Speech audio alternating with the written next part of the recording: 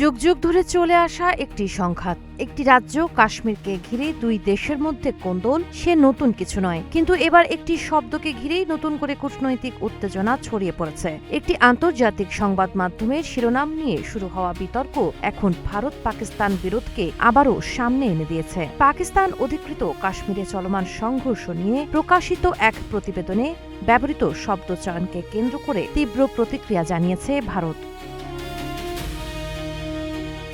পাকিস্তান অধিকৃত কাশ্মীরের সহিংসতা নিয়ে প্রকাশিত নিউ ইয়র্ক টাইমসের একটি প্রতিবেদনে অঞ্চলটিকে পাকিস্তানি কাশ্মীর এবং পাকিস্তান প্রশাসিত কাশ্মীর হিসেবে উল্লেখ করা হয়।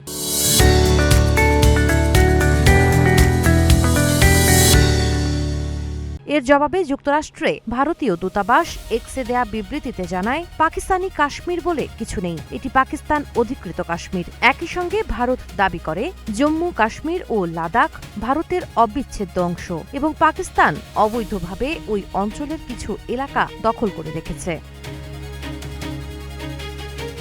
চলতি বছরের ৫ জুন শুরু হওয়া ৩৮ দফা দাবির আন্দোলন সাধারণ নির্বাচন শুরুর পর আরও তীব্র হয়েছে। আন্দোলনকারীদের অভিযোগ, সংরক্ষিত ১২টি আসনের মাধ্যমে ইসলামাবাদ অঞ্চলটির ওপর রাজনৈতিক নিয়ন্ত্রণ বজায় রাখছে। সংঘর্ষে গত ৩ দিনে ৩৭ জন এবং জুন থেকে এখন পর্যন্ত প্রায় ১০০ জন নিহত হওয়ার দাবি করা হয়েছে। বিক্ষোভকারীরা আরও অভিযোগ করেছেন, কারফিউ, ইন্টারনেট বন্ধ, খাদ্য, জ্বালানি ও ওষুধ সরবরাহে বাধা দেয়ায় অঞ্চলটিতে গুরুতর মানবিক সংকট তৈরি হয়েছে।